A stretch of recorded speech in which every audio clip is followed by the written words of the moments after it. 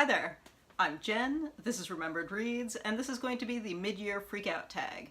I was tagged by Candace from Beacon Hill Books, who had an interesting take on this tag, and I'll link to her video below, and I was also tagged just earlier today by Roz from A Journey Through Books, and I'll link to her video below as well. As you can tell by the background, I am not at home. I am at my mother's house in Toronto because I'm in the process of selling the house that I have that's in Burlington, Ontario, which is about 60 kilometers from here. It's about halfway between Toronto and Niagara Falls if you're not familiar with the area. But since that was stressful, I've been trying to spend my morning just focusing on watching sporting events. And I just finished watching the France-Argentina match, which if you didn't watch, you should go watch the highlights of because it was really entertaining. Anyway, let's do this tag. Question number 1 is the best book that you've read so far in 2018. I think the book that I had the most fun reading was probably Nick Hornby's Fever Pitch, which is his memoir of his evolution of being a fan of Arsenal, which was really entertaining. I hadn't read anything of Nick Hornby's for ages. I think the last thing that I read of his was the Polysyllabic Spree right after it came out, so it had been ages, and it made me want to go back and read more of his stuff because I was thoroughly entertained. Although I don't know if that was the best. In terms of best, I think Ken Dryden's The Game, which is partially a memoir of his final season playing as a goalie for the Montreal Canadiens, but it's also a look at the culture around hockey. And the version that I read had been updated for the 20th anniversary because it was originally published in the early 80s, and this version was edited for the early 2000s. And it was interesting to look at that and to be, again, 15 years past that and think about that. But yeah, it was genuinely some of the best sports writing, both of those, I think. Although if I had to pick fiction, I think I might pick Colson Whitehead's Zone 1, which I listened to the audiobook of, and it was just a great take on writing styles that I think are generally associated with literary fiction, but a plot that is more at home in horror or science fiction writing. So, question number 2 is the best sequel that you've read so far in 2018. I don't think I've read a huge number of sequels, but I'd say my favorite was, I just read the second collection of The Wildstorm, which is that reinvention of the Wildstorm universe that is written by Warren Ellis and drawn by Declan Shalvey. And I've been loving that. I was really impressed with the first one, and I was just as impressed with the second one, and I'm looking forward to seeing how that series is going to continue going. So that was great. Question number 3 is a new release that you haven't read yet but want to.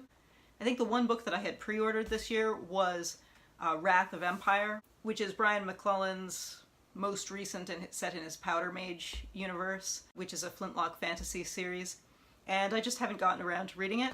I enjoyed, but was at the same time mildly disappointed in the first book in this new series, which was Sins of Empire that came out last year, and I enjoyed it as a story on its own, but there were too many callbacks to the original series, which I was disappointed in, although I think that is a selling feature for other people. So I've been putting off reading it, although I'm sure I'll have fun with it because I do enjoy his writing, and I do really enjoy that subgenre. So, question number 5 is the biggest disappointment. I think the biggest disappointment for me was reading Roxane Gay's Bad Feminist, because that was a collection of essays, and I don't think I had realized how much of that was going to be pop culture focused. There were a few bits that were focused on life in academia and things like that, and I thought that was interesting, but a lot of the media talk was about properties that I wasn't familiar with. Like, she commented a lot on, for example, the TV series Girls, which I've never watched, so most of that kind of analysis was lost on me. So it was disappointing, not because I thought it was poorly done, but just because I wasn't the right target market for that. Number 6 is biggest surprise. I think the biggest surprise for me was I listened to the audio version of Heinlein's The Moon is a Harsh Mistress, and the narrator does this, what should be a ridiculously fake Russian accent, but it somehow works, and I was really surprised by how that narrator pulled it off. I don't remember who the narrator was, but I'll look it up and mention it below, because I was really impressed by the way he was able to do something that was so clearly and intentionally fake, but have it work so successfully. I was very impressed with that. I can't think of any writing that really surprised me, but that narration definitely did. Question number 7 is favorite new author, debut or new to you?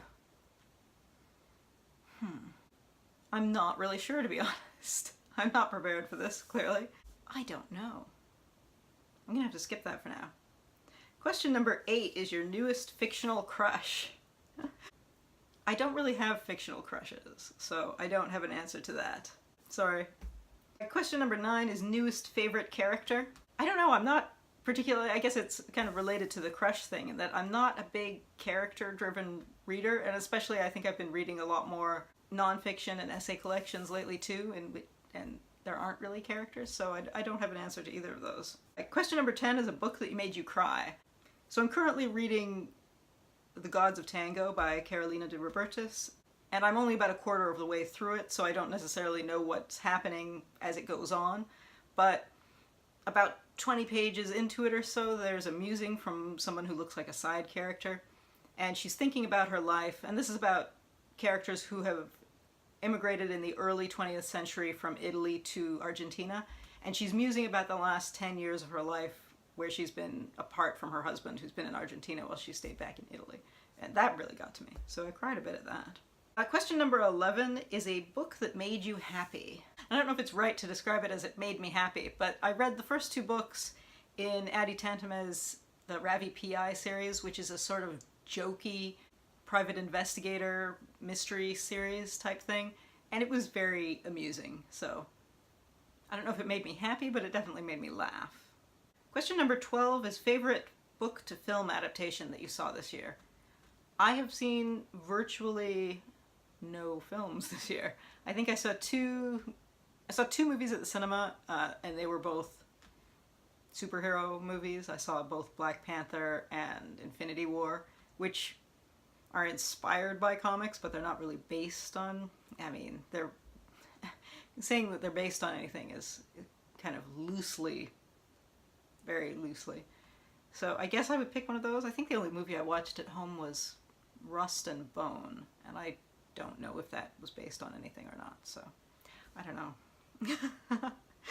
I'm quite terrible at answering all of these. Question number 13 is the favorite video that you've done so far this year.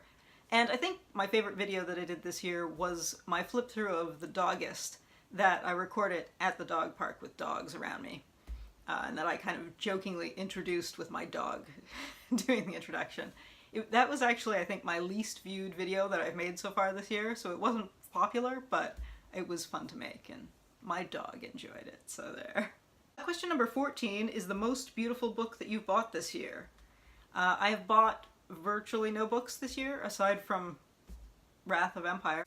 Yeah, almost everything I've read this year was either something I've owned for a while or was from the library, and mostly from the library, so yeah, I guess it has to be Wrath of Empire because it's virtually the only thing I bought. Question number 15 is what books do you need to read by the end of the year?